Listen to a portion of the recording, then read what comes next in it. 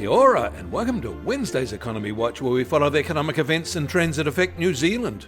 I'm David Chaston, and this is the international edition from interest.co.nz, and today we lead with news. The market assumption that Trump's upcoming meeting with Chinese President Xi would calm trade matters seems to be up in the air again, with that meeting now suddenly less certain. And the Trump-Putin meeting chance is fading too, as well as the Gaza truce holding. Markets are in a wait-and-see mode today. But precious metals prices are giving back some of their recent gains in a sharp move lower. But first, today's full dairy auction delivered an average price of $3,881 a tonne, down 1% from the prior event 2 weeks ago. But the key whole milk powder price fell a sharp 4.6%, as the derivatives market had signalled, while the skim milk powder price fell 2.1%, only half the derivatives market signal. Butter and cheeses fell, but there was a big gain for AMF, apparently. The auction system suffered glitches, so these details are interim and are subject to change. In the US, their federal government shutdown is getting ever more toxic, now in its third week. A key White House economic advisor said yesterday the shutdown is likely to end sometime this week, although warned if it doesn't, the Trump administration may resort to stronger measures to pressure the Democrats.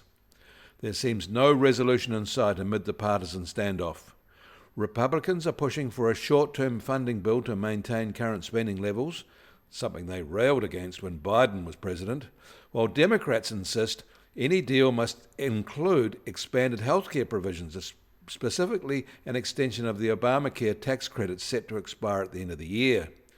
Curiously, Obamacare has its deepest hold in Republican states. In American private sector data released overnight, there was quite a dive in the Red Book retail sales data tracking for last week. As it's a one-off, it's not possible to say whether this is an anomaly or an indication of some sharp retail cooling. But it is worth noting, it could well be that tariff tax price hikes are sapping retail demand. In Canada, they got an inflation surprise. Their CPI inflation rose to 2.4% in September from 1.9% in the previous month, and higher than analysts' expectations of 2.3%, and the highest inflation rate since February. It was the first time inflation crossed the Bank of Canada's 2% threshold in 6 months. Even their core inflation rate rose more than expected.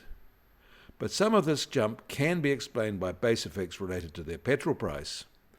The Bank of Canada next reviews their policy rate next week, and more than a 50-50 chance of a 25 basis point cut is priced in by financial markets.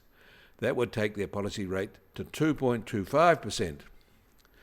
Across the Pacific in Taiwan, their export prowess actually gained momentum in a spectacular fashion in September.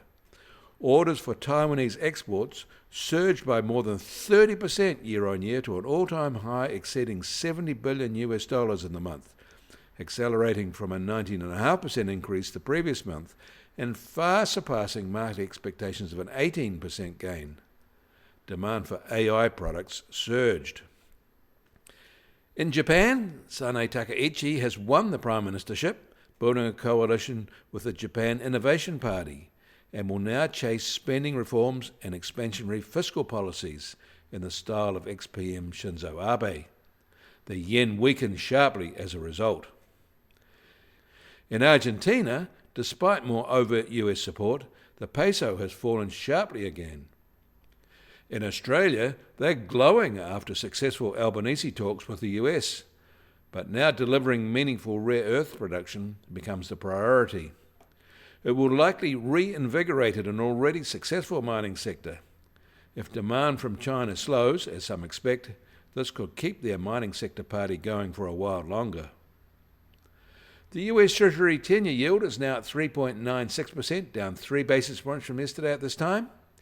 And the price of gold will start today very sharply lower at $4,121 an ounce, down a massive $225 an ounce from yesterday, a 5.2% correction. Silver has fallen proportionally more, down to $48.50 an ounce.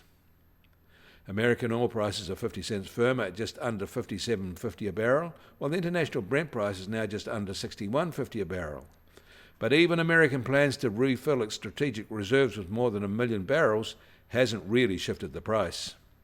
And the Kiwi dollar is still just under 57.5 US cents, little change from yesterday. Against the Aussie, we're up 20 basis points at 88.4 Australian cents. Against the euro, we're also up 20 basis points at 49.5 euro cents. But that all means our trade weight index starts today at just over 62, and actually little changed. And the Bitcoin price starts today at $113,511 and up 2.7% from yesterday. Volatility over the past 24 hours has been moderate, also at just on plus or minus 2.7%. You can get more news affecting the economy in New Zealand from interest.co.nz. Kia ora, I'm David Chaston, and we'll do this again tomorrow.